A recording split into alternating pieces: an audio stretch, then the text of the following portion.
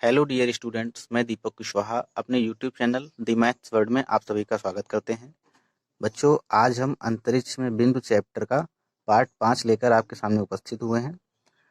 Part 4 तक के videos आपने अगर नहीं देखे हुए हैं तो उनका लिंक हमने डिस्क्रिप्शन में दे दिया है। सभी लोग उन वीडियोस को भी देखें। तो बच्चों, आज हम इस चैप्टर में शुरुआत करते हैं इस एक महत्वपूर्ण प्रश्न के साथ। इसके ऊपर आधारित एक इसी तरीके का प्रश्न हमने आपको पिछले लेक्चर में, पिछले पार्ट में कराया हुआ था।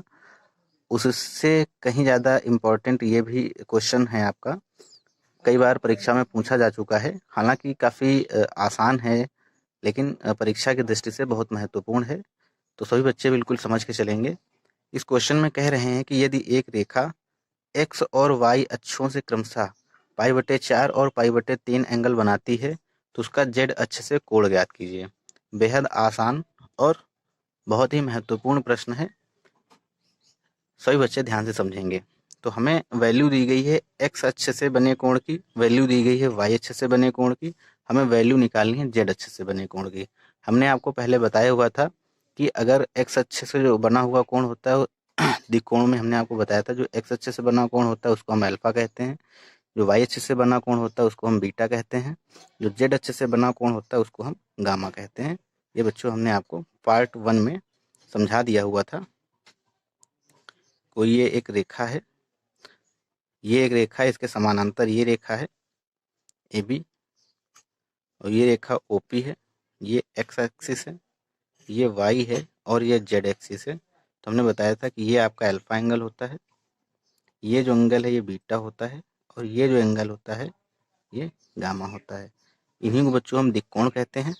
जो अल्फा होता है उसकी वैल्यू, मतलब जो एक्स अक्ष से बना कोण होता है उसको अल्फा कहते हैं, जो वाई अक्ष से बना कोण होता है उसको हम बीटा कहते हैं, और जो इस रेखा के साथ जेड अक्ष से बना कोण होता है उसको हम गामा कोण कहते हैं। और ये पॉजिटिव डायरेक्शन में बने हुए हैं, एक्स अक्ष की, वाई अक्ष की, जेड अक्ष की धनात्मक दिशाओं में बने हुए कोण है ये।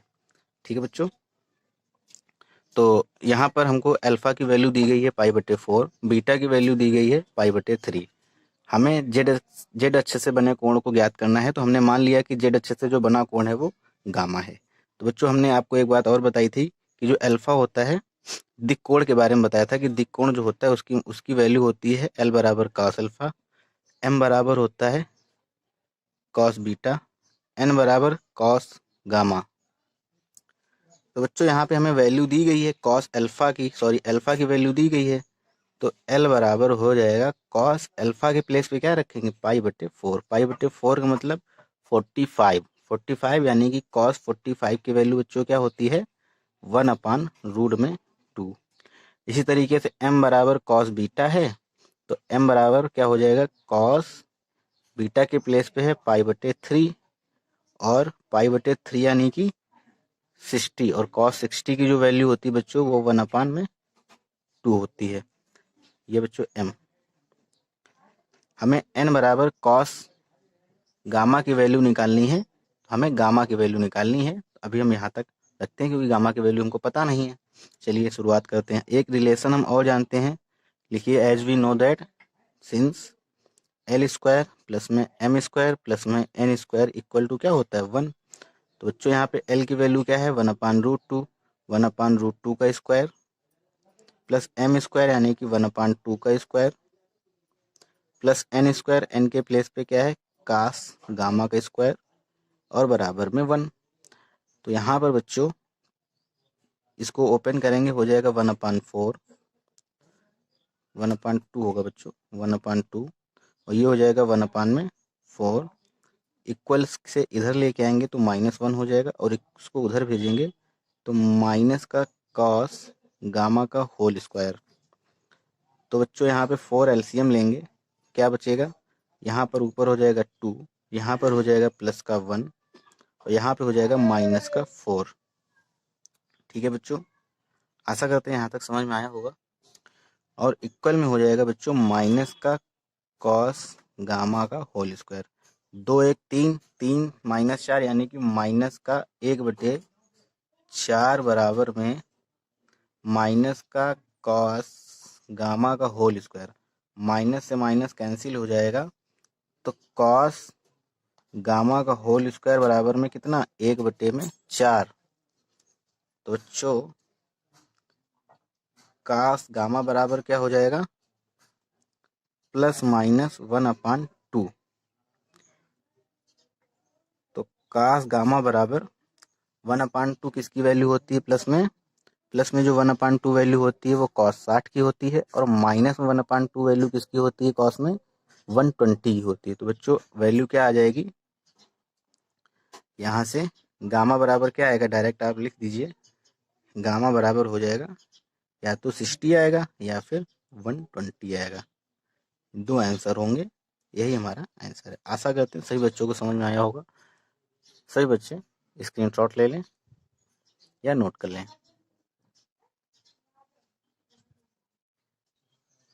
बच्चों इस चैप्टर की लास्ट और महत्वपूर्ण हेडिंग है प्रक्षेप ज्ञात करना, यानी कि टू फाइंड प्रोजेक्शन। सभी बच्चे बिल्कुल ध्यान से समझेंगे। हो सकता है कि एक क्वेश्चन इस हेडिंग से भी बन जाए, तो कुछ भी हमें छोड़ना नहीं है और बेहद आसान है, बिल्कुल समझ के चलेंगे। सभी बच्चे बिल्कुल ध्यान दें।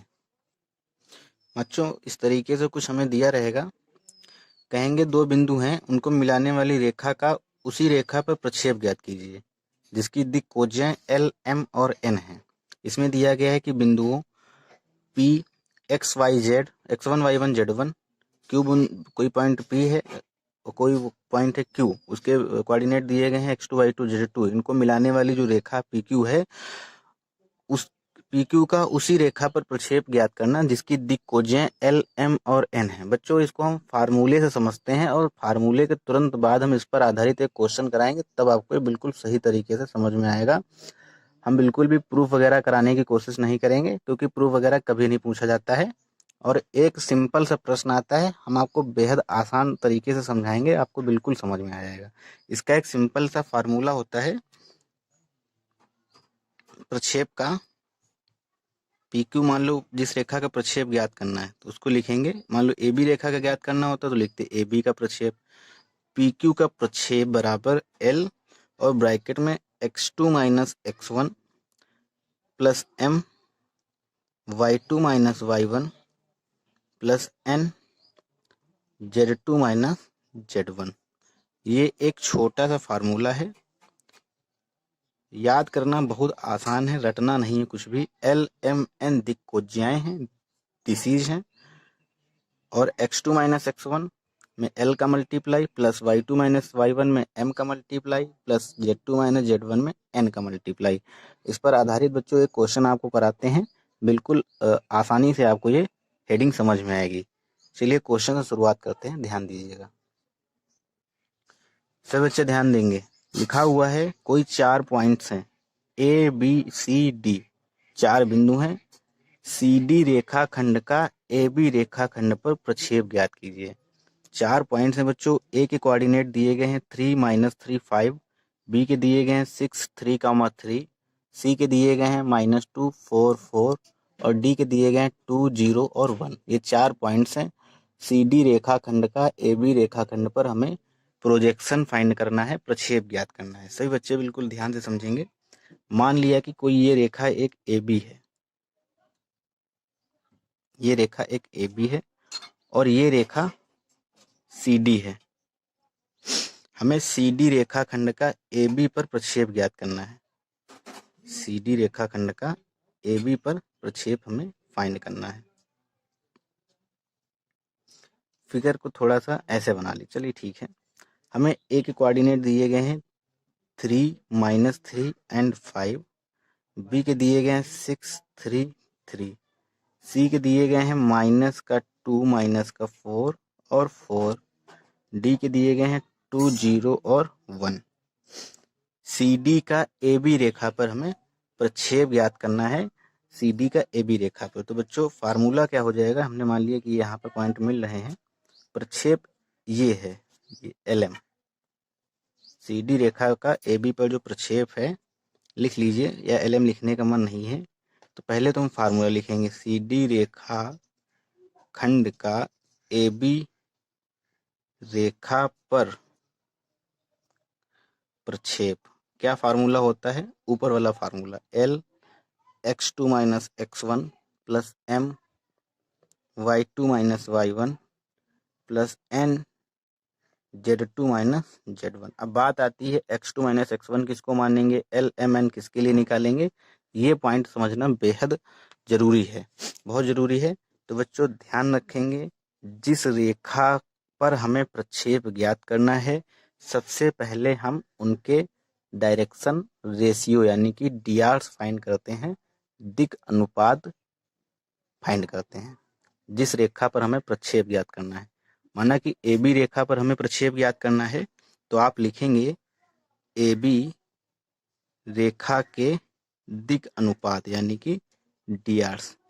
AB रेखा कौन सी है, ये है। यहाँ के हमें कोऑर्डिनेट क्या दिए गए हैं, एक ये दिए गए हैं, बी ये दिए गए हैं। अब बच्चों बताइए, हमने आपको दिक अनुपात ज्ञात करना बताया था कि नहीं बताया था?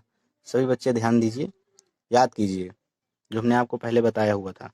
x2 minus x1 comma y2 minus y1 comma z2 minus z1, ये दिक अनुपात फाइंड करने का फार्मूला हमने आपको बताया था। दिक कोज्या फाइंड करने का फार्मूला क्या बताया था, x2 माइनस x1 बटे l, y2 माइनस y1 बटे m, z2 माइनस z1 बटे n। वो हमारा सॉरी x2 माइनस x1 बटे ab, y2 माइनस y1 बटे ab, z2 माइनस z1 बटे ab, ये दिक कोज्या यानी कि डीसी फाइंड करने का फार्मूला बताया था। तो हमें DRs फाइंड करने हैं, तो क्या होता है x2 माइनस x1, x2 ये है, x1 ये है यानी कि 6 माइनस 3, y2 माइनस y1 यानी कि 3 plus 3, z2 minus z1 3 minus का 5। तो बच्चों AB रेखा के DRs क्या आ गए, AB रेखा के जो DRs है वो हो गए 3, 6 और माइनस का 2। ठीक है, यानी कि A की वैल्यू क्या हो गई 3 हो गई, B की वैल्यू क्या हो गई 6 हो गई और C की वैल्यू -2 हो गई।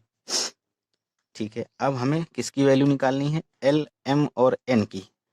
हमने आपको अब LMN की वैल्यू कैसे निकालेंगे आप, LMN की भी तो वैल्यू हमें रखनी पड़ेगी। LMN निकालने का हमने फार्मूला बताया था कि दिक कोज्या और दिक अनुपात में क्या रिलेशन होता है। रिलेशन याद कीजिए बच्चों, क्या बताया था, क्या फार्मूला बताया था बच्चों, दिक कोज्या और दिक अनुपात में एक हमने रिलेशन बताया था, क्या होता है L बराबर A बटे रूट के अंदर A² plus B² plus C²। M बराबर क्या बताया था, M बराबर बच्चों बताया था हमने B अपॉन रूट के अंदर A² प्लस B² प्लस में C²।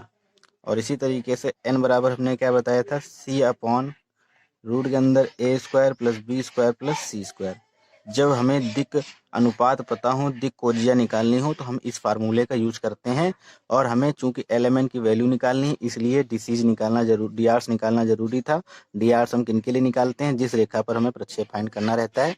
आशा करते हैं बच्चों बिल्कुल आसानी से आपको समझ में आया होगा। एक बार हम और रिपीट कर देंगे तो सही से समझ में आ जाएगा सभी बच्चों को। तो L बराबर क्या हो जाएगा, A की वैल्यू 3 है, रूट के अंदर A² plus B² plus C² यानी कि 3 का स्क्वायर प्लस में B का स्क्वायर यानी कि 6 का स्क्वायर प्लस C का स्क्वायर यानी कि -2 का स्क्वायर।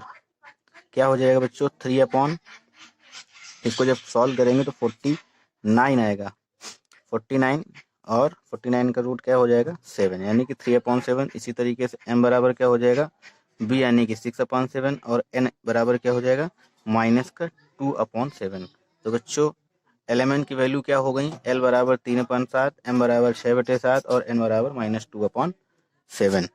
ठीक है, अब हमें बस डायरेक्टली कुछ नहीं करना, हमें इस फार्मूले में वैल्यू पुट कर देनी है। L के प्लेस पे ये रखेंगे। अब बात आती है कि x2 माइनस x1 के प्लेस पे क्या रखेंगे।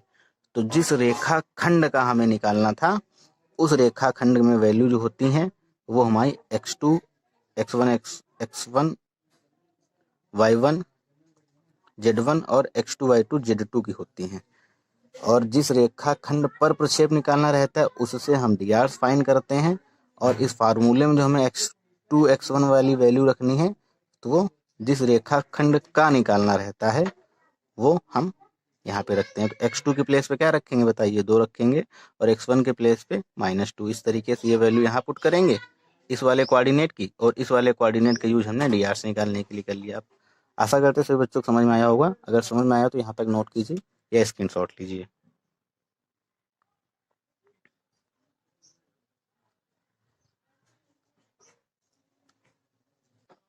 तो बच्चों AB की वैल्यू क्या आ गई 3/7, 6/7 माइनस 2/7। तो फार्मूला क्या होता है, प्रक्षेप बराबर क्या हो जाता है, L x2 minus x1 plus M y2 minus y1 plus N z2 minus z1। L के प्लेस पे 3/7, x2 के प्लेस पे बच्चों वो वाली हम वैल्यू रखेंगे जो यहाँ पे हमने दी हुई थी, ये वाली कुछ इस तरीके से थी। यहाँ के कोऑर्डिनेट हमें दिए गए थे -2 -4 4, यहाँ के हैं 2 0 1। तो वैल्यू पुट करेंगे, x2 के प्लेस पे रखेंगे 2 प्लस 2 हो जाएगा ये, प्लस m के प्लेस पे 6/7, तो ये 0 प्लस 4 हो जाएगा, और माइनस का हो जाएगा 2/7। वैल्यू पुट करेंगे n की, और ब्रैकेट में क्या हो जाएगा 1 माइनस का 4। इसे बच्चों सॉल्व कर लेते हैं, 3 और 4, तो ये हो जाएगा बच्चों 4 का 3 मल्टीप्लाई 12/7 प्लस में 24/7, और माइनस माइनस प्लस हो जाएगा 3 दूना 6/7। तो इसको जो सॉल्व करेंगे तो वैल्यू 6 आएगी। यही बच्चों हमारा प्रक्षेप है, यही हमारा आंसर है। ठीक है, आशा करते सभी बच्चों को समझ में आया होगा। अगर समझ में नहीं आया तो हम इसके ऊपर आधारित एक क्वेश्चन और कराए दे रहे हैं, तो सभी बच्चों को पूरी तरह से समझ में आ जाएगा। सभी बच्चे ध्यान से नेक्स्ट क्वेश्चन देखेंगे, वो भी आपसे परीक्षा में पूछा जा चुका है और इम्पोर्टेंट है परीक्षा की दृष्टि से। सभी बच्चे बिल्कुल ध्यान देंगे, सभी स्टूडेंट ध्यान देंगे। बिल्कुल सेम प्रोसेस पर हम एक आपको नेक्स्ट क्वेश्चन करा रहे हैं ताकि आपको ये हेडिंग पूरी तरीके से समझ में आ जाए। कह रहे हैं जो 4 पॉइंट्स हैं दिए गए हैं हमको, इसमें रेखाखंड AB का रेखाखंड CD पर प्रक्षेप ज्ञात कीजिए। उसमें क्या था कि CD रेखाखंड का AB पर प्रक्षेप ज्ञात कीजिए, और इसमें बच्चों क्या कह रहे हैं कि AB रेखाखंड का CD रेखाखंड पर और का, ये 2 शब्द आप याद रखेंगे बच्चों। जिसमें पर कहा जाए, जिस रेखा पर हमें निकालना है उस रेखा के जो कोऑर्डिनेट होते हैं उनसे हम दिक् अनुपात के वैल्यू फाइंड करते हैं, और उन दिक् अनुपात से हम दिक् कोज्याओं की वैल्यू फाइंड करते हैं। और उसके बाद में जब हमें दिक् कोज्याओं की वैल्यू एलिमेंट की मिल जाती हैं, फिर फार्मूले में जो हमें रखना रहता है x2 माइनस x1, तो वो हम जिसके लिए का दिया रहता है, जिस रेखा के साथ में का लिखा रहता है, उस रेखा के कोऑर्डिनेट्स जो होते हैं उन कोऑर्डिनेट्स को बच्चों हम यहाँ पर पुट करते हैं। सभी बच्चे बिल्कुल ध्यान से समझेंगे। मान लो कोई एक रेखा ये AB है और कोई एक रेखा ये CD है। हमें इस रेखा AB का इस रेखा CD पर प्रक्षेप ज्ञात करना है। हमें यहाँ के कोऑर्डिनेट इस बार दिए गए हैं AB के, और B के दिए गए हैं 1 0 3, C के दिए गए हैं 1 2 3, और D के बच्चों दिए गए 2 4 1। ठीक है, आशा करते यहाँ तक सभी को समझ में आया होगा। तो जिसके साथ में पर लिखा हो, जिस रेखा के साथ में पर लिखा हो, उसके हम क्या निकालते हैं, दिक् अनुपात, यानी कि DR की वैल्यू फाइंड करते हैं। तो लिखेंगे आप CD के दिक् अनुपात क्या हो जाएंगे बच्चों, CD के दिक् अनुपात ये हो जाएंगे 2 - 1।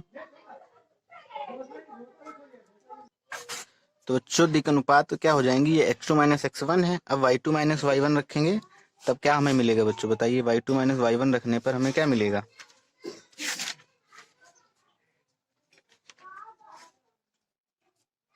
4 - 2 और 1 - 3।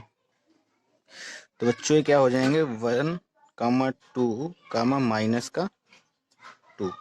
किसकी वैल्यू आ गई, अतः A बराबर क्या हो गया बच्चों 1, B बराबर 2 और C बराबर -2। अब हमें क्या वैल्यू निकालनी रहेगी एलिमेंट की। तो L बराबर क्या फार्मूला होता है, A/√A² + B² + C², यानी कि A/A बराबर क्या है 1, और अपान रूट के अंदर A² + B² यानी कि 1 का स्क्वायर 1, 2 का स्क्वायर 4 और -2 का स्क्वायर 4। तो बच्चों क्या आएगा यहाँ से, 4 4 8 1 9, यानी कि 1/3। L की वैल्यू 1/3 हो गई।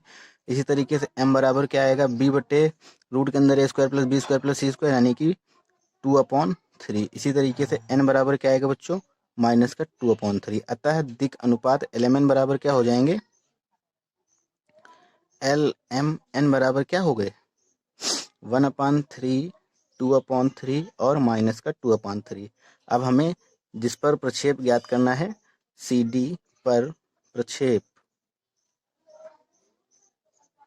क्या हो जाएगा बच्चों, L x2 minus x1, L की वैल्यू क्या है 1/3, तो वैल्यू बच्चों रखेंगे 1/3 और x2 माइनस x1, x2 के प्लेस पे क्या रखेंगे, अब ये वाली वैल्यू जिसके साथ का लिखा होता है वो वाली वैल्यू में यहाँ पर रखते हैं, यानी कि 1 माइनस प्लस 1 यानी कि 2 हो जाएगा, ये 1 प्लस 1 प्लस 2/3 तो 0 माइनस 2 प्लस माइनस 2/3 3 माइनस 4, तो बच्चों क्या आ जाएगा यहाँ से 1 1 2/3 माइनस 4/3 प्लस में 2/3, तो बराबर में क्या हो जाएगा बच्चों 2 2 4/3 यानी कि 0, यानी कि प्रक्षेप जो आया 0 आया। क्या कह सकते हैं, जो रेखा AB है ना, वो रेखा CD पर लंब है, ठीक है, क्योंकि जो प्रक्षेप है वो क्या आया हुआ है, 0 आया हुआ है। आशा करते हैं यहाँ तक सभी बच्चों को समझ में आया होगा। सभी बच्चे स्क्रीनशॉट ले लें या नोट कर लें। बच्चों परीक्षा में कुछ इस तरीके के प्रश्न भी कई बार पूछे जा चुके हैं, तो इस टाइप के ऊपर आधारित भी एक क्वेश्चन हम कर लेते हैं और बेहद आसान क्वेश्चन है। कह रहे हैं कि 4 बिंदु हैं A, B और C, D, इनके हमें निर्देशांक दिए गए हैं 8, 6, 2, 6, -2, 4, -5, 3, -1 और 2, 1, -2। हमें दिखाना है कि जो रेखा AB है वो रेखा CD पर लंब है। रेखा AB किस पर लंब है, CD रेखा पर लंब है। तो बच्चों हमें निर्देशांक दिए गए हैं ABCD के, तो कुछ इस तरीके से हम एक छोटा सा फिगर बना लेते हैं। हमें दिखाना है कि जो रेखा AB है वो रेखा CD पर लंब है, तो ये मान लिए AB है, ये C और ये D है। A के कोऑर्डिनेट दिए गए हैं 8, 6, 2, B के कोऑर्डिनेट दिए गए हैं 6, -2, 4, C के कोऑर्डिनेट दिए गए हैं -5, 3, -1 और D के दिए गए हैं 2, 1, -2। ठीक है बच्चों, सभी बच्चे बिल्कुल ध्यान से देखेंगे। हमने आपको एक फार्मूला बताया हुआ था कि दो रेखाओं के बीच का कोण ज्ञात करना जब रेखाओं के दिक् अनुपात हमें दिए गए हों A1 B1 C1 A2 B2 C2। तो हमने क्या फार्मूला बताया था बच्चों, आप लोगों को बताया था कि cos थीटा जो बराबर होता है वो A1 A2 plus B1 B2 plus C1 C2 upon पहले रूट के अंदर A1 square plus B1 square plus C1 square, दूसरे रूट के अंदर A2 square plus B2 square plus C2 square. ये हमने आपको एक फार्मूला बताया था। हमें लंब प्रूफ करना है, तो उसके लिए हम क्या करेंगे, थीटा कॉस थीटा यानी कि कितना आना चाहिए, 90 आना चाहिए। अगर ये 90 आ जाए थीटा की वैल्यू, तो हम कह सकते हैं कि जो AB है वो CD के परपेंडिकुलर है। अब बात आती है कि A1 A2 की वैल्यू कैसे निकलेगी। तो बच्चों हमें A और B के कोऑर्डिनेट दिए गए, निर्देशांक दिए गए हैं। हमें जब इनके दिक् अनुपात निकालने रहेंगे तो फार्मूला क्या बताया था हमने, x2 minus x1, y2 minus y1, z2 minus z1। बस उसी फार्मूले के आधार पर हमें दिक् अनुपात निकाल लेने हैं। तो आप लिख लीजिए रेखा AB के दिक् अनुपात, यानी कि दिक् अनुपात क्या होता है ABC, तो ये क्या हो जाएंगे A1 B1 C1, क्या आएंगे बताइए बच्चों, घटाएंगे तो ये आएगा 6 minus 8 -2 minus 6 Z2 minus Z1 यानी कि 4 माइनस 2 क्या हो जाएंगे -2 -8 2। इसी तरीके से CD के दिक् अनुपात निकाल लेंगे हम।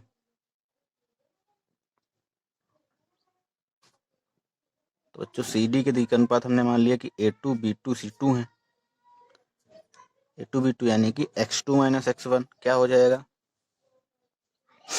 2 माइनस 5 यानी कि माइनस माइनस प्लस का 5 हो जाएगा, 1 माइनस 3 हो जाएगा और -2 माइनस माइनस प्लस 1 हो जाएगा। तो बच्चों में यहाँ से क्या वैल्यू मिलेगी, 7 माइनस 2 और -1। तो ये A2B2 C2 की वैल्यू होगी। अब हमें कुछ नहीं, सिंपल सा इस फार्मूले में वैल्यू पुट करनी है। फ्रॉम 1 कॉस थीटा इक्वल में क्या आ जाएगा, A1 की प्लेस पर रखिए वैल्यू -2 हो जाएगी, A2 की प्लेस पे 7, यहाँ पर -8 -2 +2 और माइनस का 1, पहले ब्रैकेट में पहले रूट के अंदर हो जाएगा 2 का स्क्वायर A1 B1 C1 का स्क्वायर यानी कि 2 का स्क्वायर -8 का स्क्वायर 2 का स्क्वायर, दूसरे रूट के अंदर क्या हो जाएगा 7 का स्क्वायर -2 का स्क्वायर -1 का स्क्वायर। तो ऊपर बच्चों में क्या मिलेगा, माइनस का 14 प्लस में 16 माइनस का 2 अपॉन, और नीचे क्या मिलेगा, इसको सॉल्व करेंगे तो 4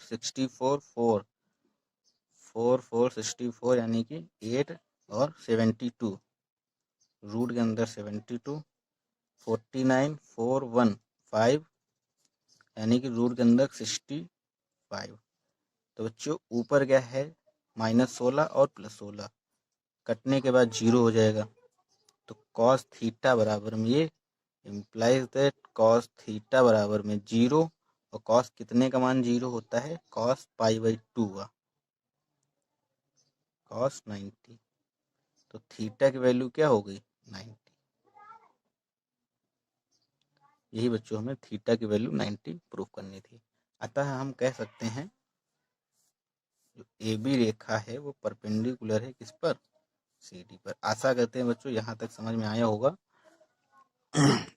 अब आप लोग अपनी एक्सरसाइज बुक की जो दी हुई है लगाइए। किसी भी तरीके किसी भी क्वेश्चन में अगर आपको कोई भी समस्या हो रही है तो फिर आप हमें व्हाट्सएप पर मैसेज कीजिए या फिर क्वेश्चन की फ़ोटो क्लिक करके आप इस मेल आईडी पर भी हमें मेल कर सकते हैं। हम उसका सॉल्यूशन आपको आपकी मेल आईडी पर PDF के रूप में दे देंगे। मेल आईडी नोट कर लीजिए बच्चों, DKGURU212@gmail.com। ठीक है बच्चों, DKGURU212@gmail.com पर आप हमें अपने क्वेश्चन की फ़ोटो क्लिक करके हमें मेल कीजिए, और जो हमारे कॉलेज के स्टूडेंट हैं वो सभी बच्चे हमें व्हाट्सएप पर फ़ोटो क्लिक करके भेजें। ठीक है बच्चों, आज से आपका अंतरिक्ष में बिंदु चैप्टर फिनिश्ड होता है। कल हम आपके लिए नेक्स्ट चैप्टर समतल की शुरुआत करेंगे, जो कि परीक्षा की दृष्टि से वो भी बेहद महत्वपूर्ण टॉपिक है। सभी बच्चे बिल्कुल ध्यान से इस वीडियो को और इसके पहले के जो वीडियो हमने दिए हुए हैं अंतरिक्ष में बिंदु के, उन सभी वीडियोस को देखें। उनके लिंक हम आपको डिस्क्रिप्शन में दे देंगे। और किसी भी अगर टॉपिक में या किसी भी कंटेंट में या किसी भी क्वेश्चन या किसी भी हेडिंग में आपको कोई समस्या होती है तो आप हमें मेल कर सकते हैं या व्हाट्सएप पर मैसेज कर सकते हैं। बच्चों अगर आपने अभी चैनल को सब्सक्राइब नहीं किया है तो चैनल को सब्सक्राइब करें, वीडियो को लाइक करें और अपने सभी दोस्तों में शेयर करें। सभी बच्चों को बहुत बहुत धन्यवाद।